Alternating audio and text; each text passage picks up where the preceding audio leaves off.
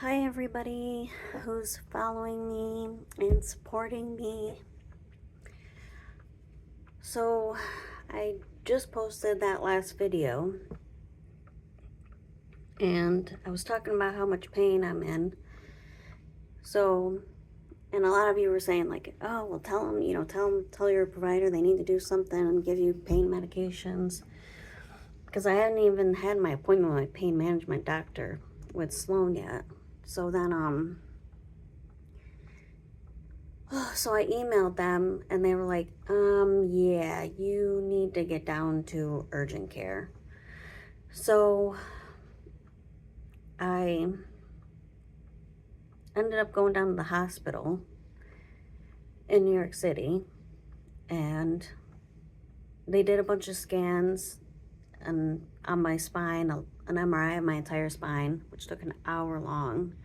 And I was freaking out in there because my hands were going numb and they wouldn't let me out. So I was pretty scared. I never have problems with MRIs, but they freaked me out that time. But they couldn't find anything. I said my cancer's stable still, and they just discharged me to do everything outpatient. So I went down there and stayed through all that and did all those scans, and they just sent me home to follow up with outpatient pain management, my pain management doctor. So, and whatever, that was fine. I just was at home in bed, not doing anything again. But then this past Friday, in the middle of the night, I had severe pain in my arm. I thought I was having a heart attack. So I was pretty scared. I took aspirin, like I guess they say to take aspirin. And so I took aspirin. And put my feet up. And then I put my heating pad around my arm. So it made me feel comfortable. So I was good with that. So then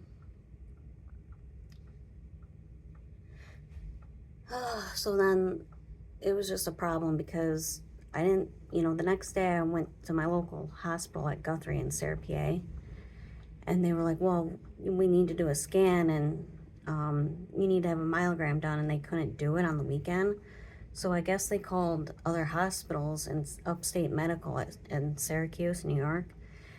I guess they said they'd take me, the ER doctor, went up there in an ambulance, waited hours, and then at like 4 a.m., some inpatient doctor who looked like she was 12 years old, she was giving me attitude, which was ridiculous because she started off going, I don't want this to sound rude, but, and then she was like, why couldn't you do the MRI at the Guthrie, and why did they send you up here? And, a lot of hospitals think that they can just send people up here for scans when we can't do that. And, all of this could have been done outpatient. We're going to discharge you. So clearly they didn't think any problem with like my cancer and my C5. I have cancer up in my neck and it's causing pain. And Guthrie was concerned it was pinching a nerve to my arm. So luckily I wasn't having a heart attack, but they were saying that, I still need to have a scan done because they think I could lose function in my arm. So I was pretty scared that Guthrie was saying that. And Syracuse did absolutely nothing. So then I went home on Mother's Day. So I went home on Sunday. So I was there Friday. So Friday I had that problem. I went to Guthrie on Saturday. They sent me up to Syracuse, and at 5 a.m. my husband picked me up with my 4-year-old. They had to drive at 4 in the morning to get there. And to just, I don't know, that really upset me. My husband made a complaint with Upstate Medical. They're really no help. I mean, they're a horrible hospital. I don't think anyone should ever go to Upstate Medical in Syracuse. But,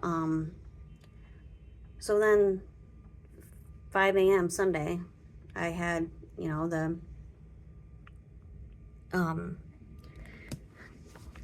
sorry, I'm standing, so I'm starting to hurt and get shortness of breath, but,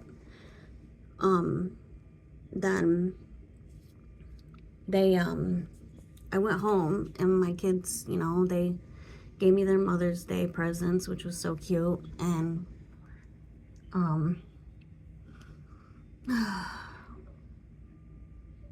my daughter got me flowers, but I couldn't move, and I was in a lot of pain, so it like, really wasn't a good morning. But then, like, even by, like, I think, like, 10 o'clock, I think people were calling me, like, other hospitals, like, Guthrie called me, and they wanted an update, because they were concerned about me, and I said, I'm not at the hospital. They just straight up discharged me. Didn't do anything, absolutely nothing.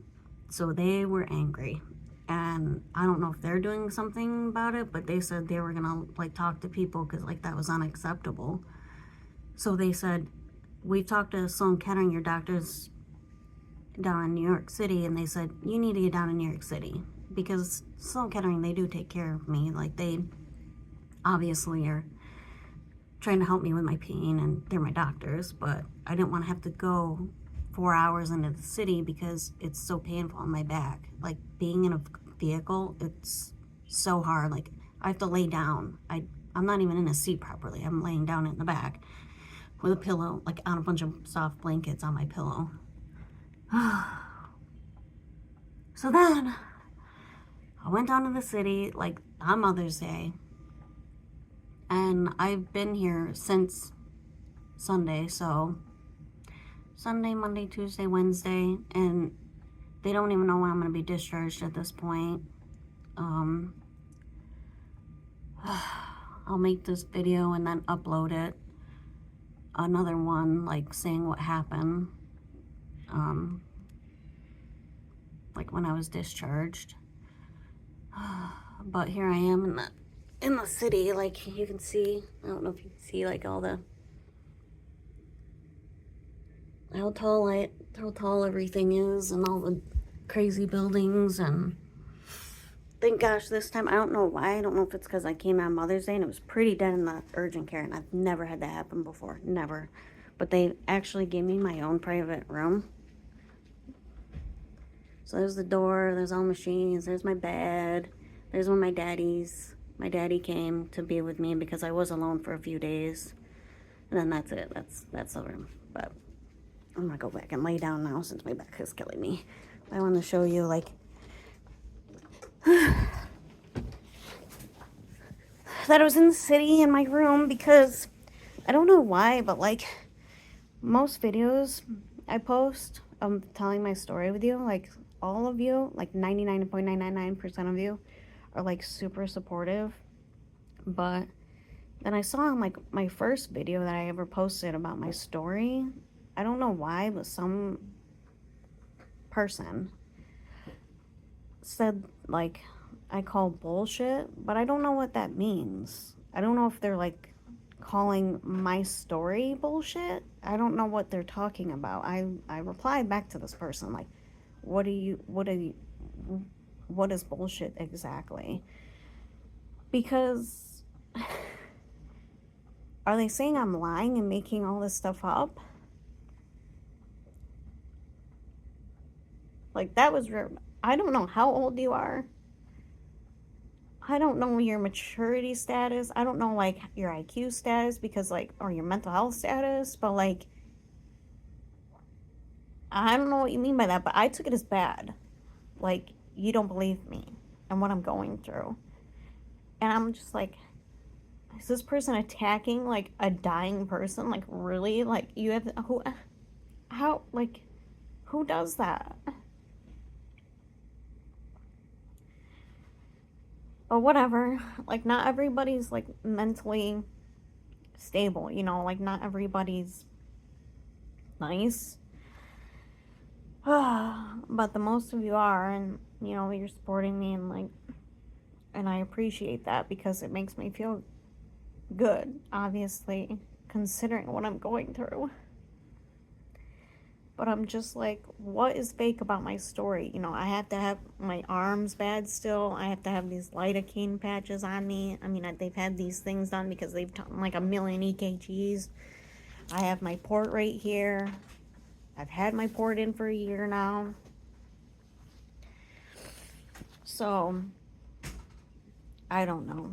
I really don't know what was meant by that, but I'm currently still in the hospital and just, they're waiting on scans and they're gonna do still an MRI. We're still waiting on that because now, because of the last situation I had and I got really scared from those people, I get panic attacks now.